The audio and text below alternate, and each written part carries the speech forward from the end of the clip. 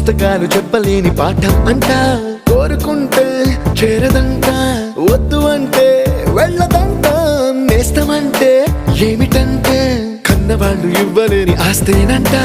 ఇస్తూ నీకై ప్రాణం పంచిస్తూ తన అభిమానం నీలో ప్రతి ఒంటరి తరుణం చెరిపేస్తూ ఎన్నో వేల కథలు